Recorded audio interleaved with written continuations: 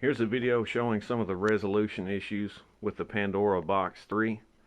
I've got it set up here on a 19-inch arcade monitor. I also have it run with the VGA out to a 17-inch computer monitor.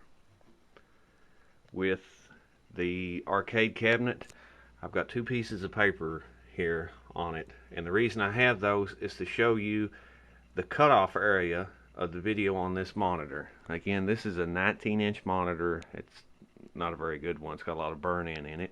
But as you can see, there's about an inch area on each side of the screen that's black that the Pandora box never fills up. That portion of the real estate is never used by the Pandora's box, no matter how much you adjust the horizontal width coil, no matter what you do.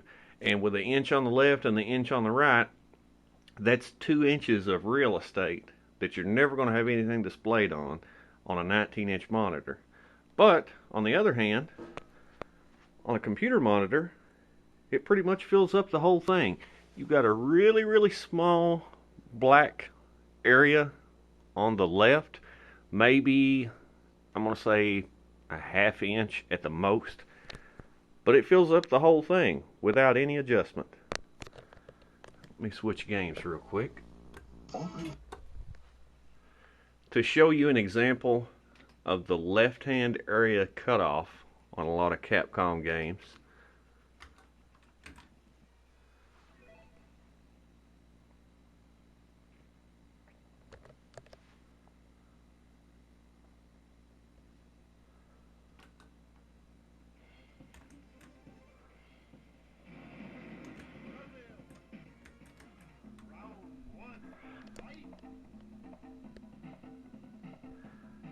If you look up in the top left,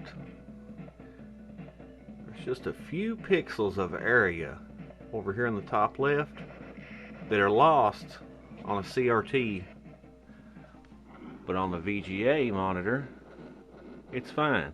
As you can see right here, it says 1 player, and then it's got some area right here. On this, it's completely cut off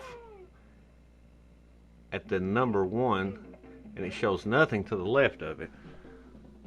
Whereas right here shows the number 1, and you've got this much area to the left that it still shows. Now, the last thing that I wanted to make an example of was how a vertical game is displayed on a horizontal monitor. For example, we'll go with 1941.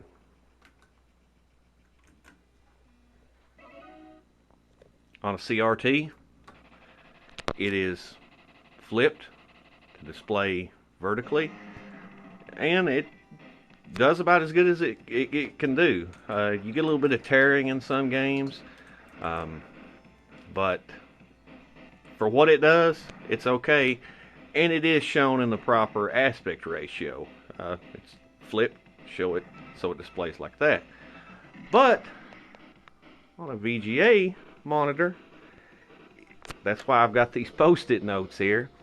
On a VGA monitor, it is flipped to display it, but it's not quite the correct resolution.